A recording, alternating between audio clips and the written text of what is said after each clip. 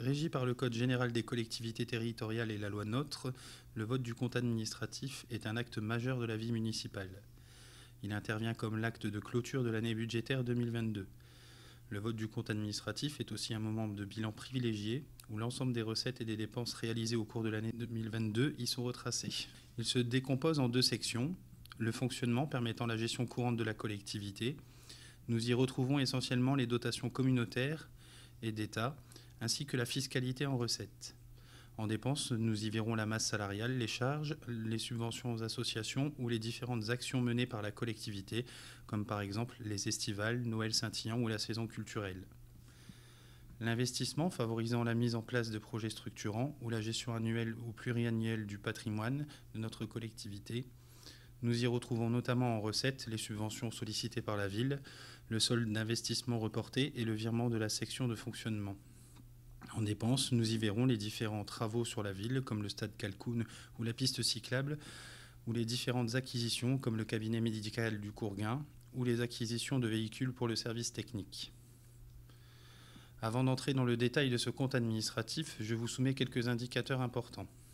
Le montant des recettes de fonctionnement et d'investissement représente un montant global de 79 millions et de 74,3 millions en dépenses.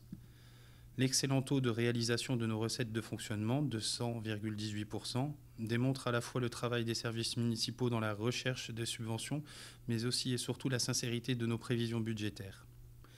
L'excédent brut de fonctionnement pour l'année 2022, il est le delta entre les recettes et les dépenses réalisées. Il représente un montant de 5,8 millions. Notre épargne brute, quant à elle, correspond à 4,9 millions, ce qui représente 7,07% et nous permet d'être au-dessus du seuil critique. Il est à noter dans ce calcul que l'indemnisation de l'assurance à la suite de l'incendie du service technique pour un montant de 2,7 millions n'est pas prise en compte. Notre stock de dette a été diminué cette année de 2 millions. Aucun emprunt n'a été souscrit sur l'année 2022.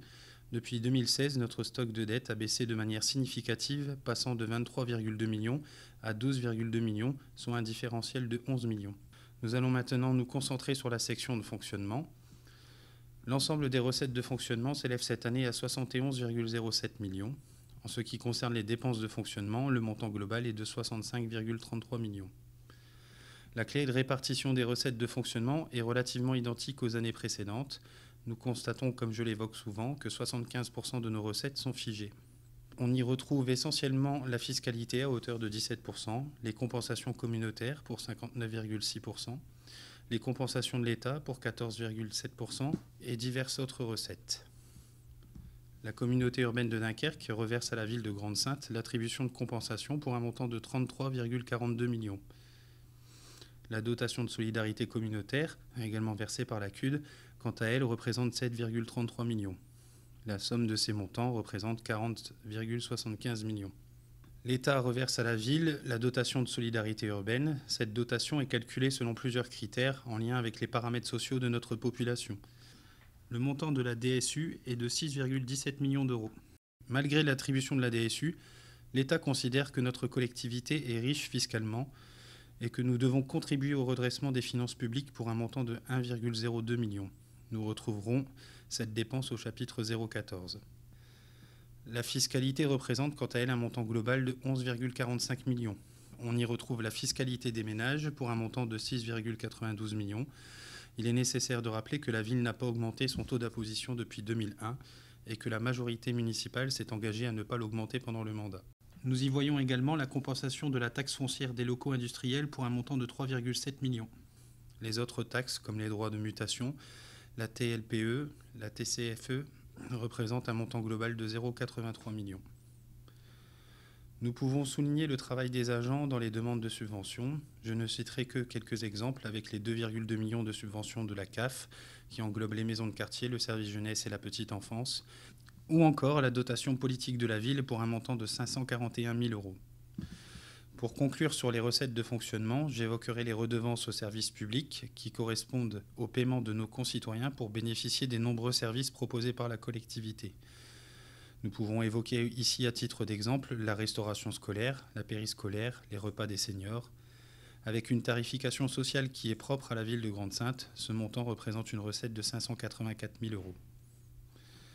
En ce qui concerne les dépenses de fonctionnement, je commencerai par évoquer le taux de réalisation important cette année, à hauteur de 96,47%. Ce taux, plus élevé qu'à l'accoutumée, reflète le contexte inflationniste que nous avons subi sur l'année 2022. J'y reviendrai. La clé de répartition de nos dépenses se décompose de la manière suivante. 20% pour les charges à caractère général permettant le bon fonctionnement des services. 63% pour les charges de personnel, plus communément appelées la masse salariale. 12% pour les charges de gestion courante, qui est le chapitre des subventions aux associations et du CCAS. 1% pour le chapitre 66 et 67, qui correspondent respectivement au remboursement des intérêts de l'emprunt pour le premier et à la compensation tarifaire du Varlin et aux bourses scolaires pour le second. Les charges à caractère général pour un montant de 13,2 millions est un chapitre sur lequel j'aime m'attarder. Il est un peu le reflet de l'année écoulée. Comme pour chacun d'entre nous, les bons moments de convivialité et de partage sur les manifestations portées par la collectivité, comme l'été au Pitouk, la piscine en plein air, le Noël scintillant. Avec les nombreux services de qualité proposés à nos concitoyens, tels que la restauration scolaire, les centres aérés, les mini-camps, les vacances en famille, ou encore les pièces de théâtre, les spectacles nombreux et variés et les concerts de la saison culturelle. Il est aussi le chapitre de la frustration, avec une augmentation significative du coût de la vie, aussi bien pour nos concitoyens que pour la collectivité. C'est à travers ce chapitre que nous subissons l'augmentation du coût de l'énergie, avec des dépenses qui ont doublé cette année, passant de 1,8 à 3,6 millions, malgré un plan de sobriété énergétique sur le dernier semestre de l'année. Bien évidemment, ces dépenses ne sont pas compensées par l'État. Au chapitre des décisions gouvernementales non compensées, nous retrouvons également un impact significatif sur le chapitre des charges du personnel. Le montant global de ce chapitre émarge à 41 millions, soit une augmentation de 4,3%. Cette hausse d'1,7 million s'explique notamment avec les décisions légitimes mais non compensées par l'État d'augmenter le point d'indice des fonctionnaires de 3,5%. Même si cette augmentation était attendue et se trouve en dessous de l'augmentation du coût de la vie, le coût pour la collectivité représente, lui, 600 000 euros. D'autres éléments viennent justifier cette augmentation, comme la prévoyance imputée sur ce chapitre depuis 2022, pour un montant de 325 000 euros, ou l'augmentation, encore une fois, à juste titre, des agents de catégorie C et B pour un montant de 400 000 euros. Pour compléter et clôturer sur la masse salariale, il est nécessaire de rappeler également notre volonté à remplacer le personnel de l'EHPAD lors des arrêts maladie, pour que les résidents puissent continuer à obtenir un service de qualité. Pour le chapitre de gestion courante, le montant global est de 8,1 millions. Il est le chapitre du lien social et de la solidarité. Il démontre la politique volontariste de la municipalité à accompagner le tissu associatif local, vecteur de cohésion sociale et de vivre ensemble. Plus de 145 associations ont été financées cette année pour un montant de 4,5 millions. Il est également le chapitre de la solidarité avec la subvention destinée au CCAS avec 1,2 million d'euros fléchés sur le minimum social garanti, qui cette année encore aura permis d'accompagner 400 familles. C'est aussi le chapitre du revenu minimum étudiant ou des aides cantines. Celles-ci permettent à de nombreuses familles une prise en charge du repas à bien moins qu'1 euro comme le suggère l'État. Il est enfin le chapitre avec l'ensemble des aides sociales permettant à nos concitoyens de sortir la tête de l'eau dans un contexte de plus en plus complexe. Au chapitre 67, nous retrouvons la traditionnelle compensation tarifaire permettant au cinéma Le Varlin de conserver une tarification attractive pour un montant de 204 000 euros. Le chapitre 67 est également le chapitre des bourses scolaires versées aux collégiens et lycéens pour un montant de 177 000 euros. Il est aussi le chapitre du pass sport et du pass senior qui ont concerné cette année, respectivement 718 enfants et 1100 seniors. Pour clôturer sur les dépenses de fonctionnement, nous retrouvons le remboursement des intérêts de l'emprunt à hauteur de 360 000 euros au chapitre 66. La section d'investissement permet la mise en place de projets structurants, d'entretenir le patrimoine de la collectivité par l'intermédiaire de plans annuels ou pluriannuels, de faire des acquisitions de matériel ou d'immobilier. La section d'investissement est la partie budgétaire permettant de construire la ville de demain. Je commencerai par évoquer les recettes d'investissement. Nous pouvons constater un taux de réalisation de recettes réelles de 81%. Le montant total des recettes d'investissement avoisine les 8 millions d'euros. Dans les recettes d'investissement, nous y retrouvons le versement de la FCTVA pour un montant de 390 000 euros. Nous retrouvons également les diverses demandes de subventions, avec notamment pour les plus significatives, les 197 000 euros versés par la CUD pour le plan piscine, les 40 000 € par le biais de France Relance pour la sécurité du système informatique, les 46 000 € par l'État pour les équipements informatiques des écoles, plus 14 000 € pour l'installation de capteurs CO2 dans les écoles. 22 000 € de FIC pour les travaux d'accessibilité, 56 000 € de DSIL pour la vêture du gymnase Clémenceau, 40 000 € d'ANRU pour l'îlot des peintres.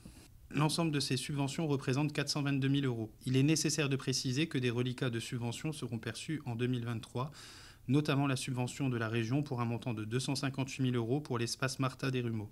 Toujours en recettes d'investissement, nous constatons la présence de l'excédent de fonctionnement de l'année 2021 pour un montant de 5,7 millions, ainsi que les 5,6 millions d'excédents d'investissement reportés. L'ensemble des recettes cumulées a permis à la collectivité d'obtenir un fonds de roulement de 11,3 millions. Cette année encore, la collectivité n'a pas eu recours à l'emprunt pour financer la section d'investissement, ce qui a permis de considérablement diminuer le stock de dette.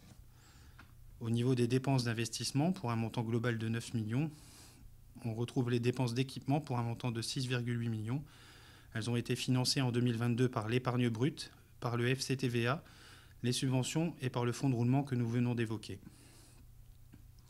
Pour entrer dans le détail, sans faire une liste exhaustive, nous pouvons évoquer les travaux d'entretien du patrimoine, les mises aux normes ou les réhabilitations pour un montant de 3,2 millions, les travaux sur les pistes cyclables pour un montant de 392 000 €, favorisant la mobilité douce et les déplacements sécurisés sur notre ville, les travaux sur le stade Calcun pour un montant de 947 000 €, qui étaient attendus par la SAGS pour offrir de bonnes conditions de pratique du football, les travaux sur le campus de la Réussite pour 1,3 million, afin de permettre à nos jeunes et étudiants d'être dans des conditions optimales pour construire leur avenir professionnel, ou encore la passerelle Plaine Lorca et le réseau de fibre optique. Nous pouvons également évoquer les acquisitions réalisées par la ville, avec notamment l'acquisition du cabinet médical du Courguin pour un montant de 350 000 €, avec l'ambition de travailler sur la désertification médicale sur notre territoire, l'acquisition de véhicules à destination du service technique pour un montant de 1,4 million d'euros, afin de remplacer la perte subie lors de l'incendie. L'acquisition de matériel informatique et numérique pour un montant de 1,2 million, dont 200 000 € sont consacrés à équiper les écoles. L'acquisition de matériel pour permettre aux services de travailler en régie plutôt que de faire appel à des prestataires extérieurs, ou l'acquisition de mobilier urbain pour travailler à l'embellissement de notre ville pour un montant de 708 000 €. Enfin, je conclurai sur les dépenses d'investissement par les subventions versées dans le cadre de l'aide à l'acquisition d'un vélo neuf qui aura concerné cette année 285 foyers. Cette aide s'inscrit pleinement dans notre volonté à redonner du pouvoir d'achat à nos concitoyens d'une part, et dans notre politique autour des mobilités douces d'autre part. En lien avec les travaux sur les pistes cyclables, le montant de cette année représente 44 000 €. Nous allons maintenant aborder le compte administratif du budget annexe. Il est à savoir que le budget annexe est consacré aux opérations de recettes et de dépenses assujetties à la TVA, comme les locations de salles, les entrées pour les spectacles. Les résultats dégagés sont de moins 18 424 € en investissement et excédentaires de 53 227 € en fonctionnement. Concernant les recettes de fonctionnement, nous avons réalisé en 2022 581 000 €. Dans ces recettes, nous retrouvons le versement de la subvention d'équilibre pour un montant de 240 000 €, le loyer de 96 000 € pour le local du Pôle emploi, les spectacles du Palais du Littoral et les locations de salles. Pour les dépenses, nous sommes en réalisation à 528 000 €. Alors, on peut noter au chapitre 011 un montant de 446 000 € qui correspond aux dépenses de charges à caractère général selon la clé de répartition pour les bâtiments concernés par le budget annexe pour leur partie commerciale. À ce chapitre, on retrouve tous les fluides en augmentation ainsi que les locations de matériel pour le Palais du Littoral pour un montant de 79 000 € et un montant de 265 000 € pour les spectacles. Concernant le chapitre 012, charges de personnel, nous sommes à un montant de 24 000 €. Pour les charges financières, c'est essentiellement le montant des intérêts de l'emprunt relatif à l'acquisition du local Pôle emploi qui s'élève à 12 000 € en 2022. Au niveau du chapitre 67, il s'agit des remboursements des spectacles annulés et des locations de salles annulées suite aux différentes restrictions liées à la crise sanitaire, pour un montant de 4 300 €. Pour les opérations d'ordre, on retrouve le montant des amortissements d'un montant de 41 200 €, montant que nous retrouvons à l'identique en recettes d'ordre d'investissement. Pour les recettes d'investissement, nous avons 56 500 €. On retrouve en parallèle au chapitre 40 du chapitre 042 pour les amortissements liés au local Pôle emploi. À noter aussi au chapitre 10 un excédent de fonctionnement capitalisé d'un montant de 15 300 € relatif à l'excédent de l'année 2021.